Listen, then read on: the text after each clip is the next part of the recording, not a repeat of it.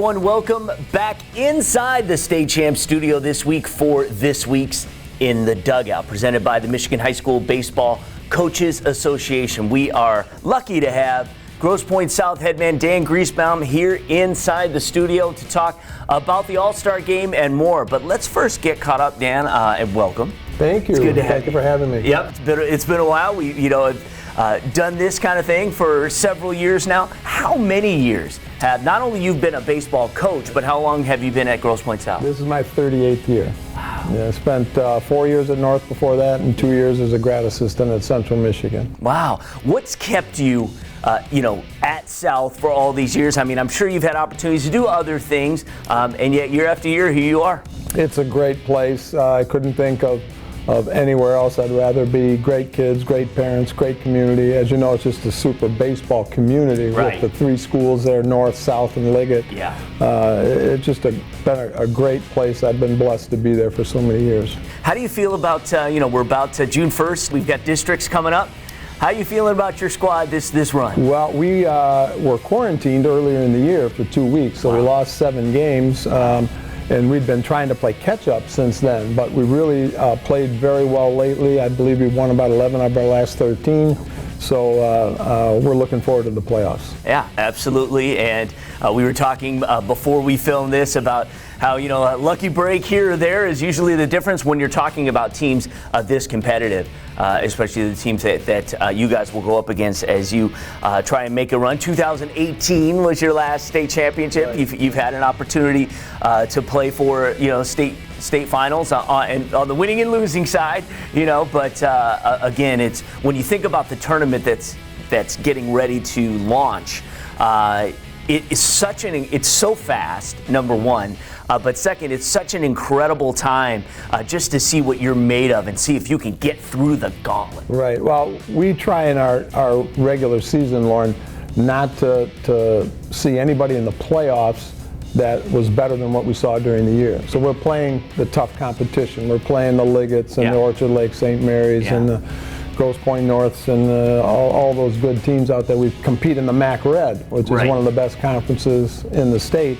So we're ready. We're not going to see anybody in the playoffs that was better than what we saw during the year. All right, well, good luck to that.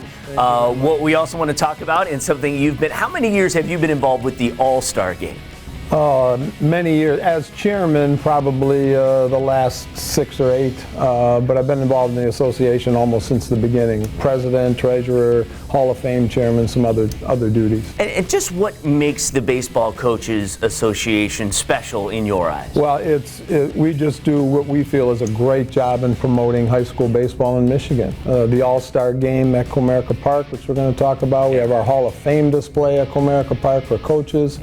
We put on a great clinic at the Soaring Eagle every January, and we are also responsible for choosing the all-state team. So it's been a great organization with some super people on our board who really care about baseball in Michigan. And what would you say, finally, is the state of baseball? High school, obviously we lost last year.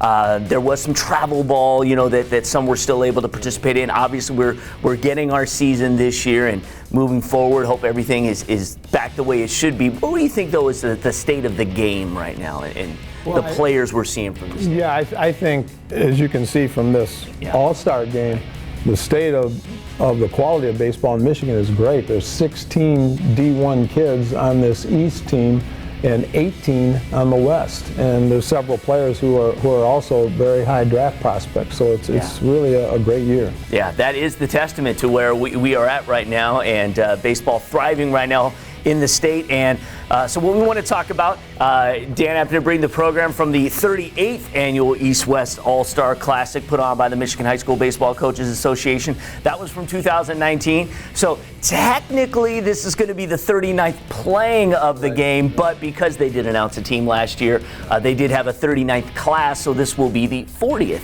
anniversary of the East-West All-Star Classic. It's going to be taking place on Monday, June 28th. It will be at Comerica Park. It will be a 7 p.m. start, and it will be live streamed by State Champs. So we're really super excited.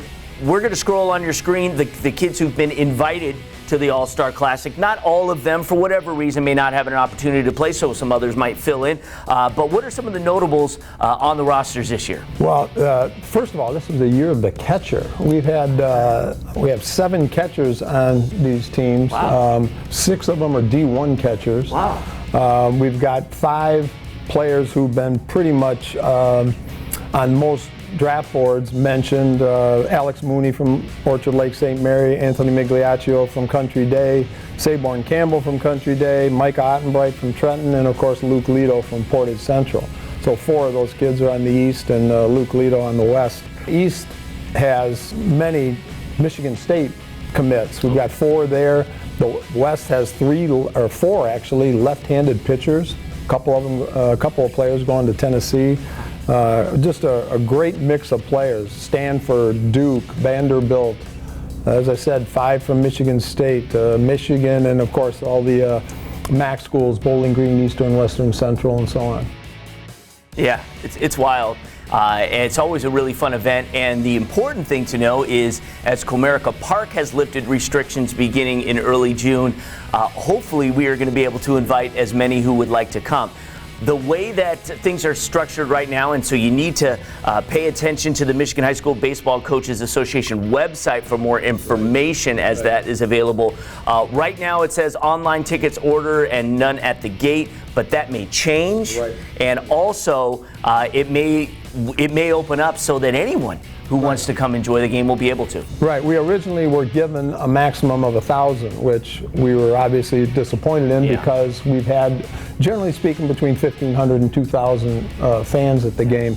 And we're hopeful now with the restrictions lifted that that'll be expanded, and we'll have some ticket information hopefully shortly. I would say also the important thing to remember is that this is the final event for Michigan high school sports. Right. Monday, June 28th is the last game that's going to happen. So it's a great way to kind of celebrate a year where things were back in action, and we got through the seasons, and we're going to have a great event out at Comerica Park. Of course, if you cannot make it, if that is not able to happen for you, we're going to cover it all. We're going to have the game here, and it's going to be fantastic. So stay tuned for that. Dan, thanks for coming in.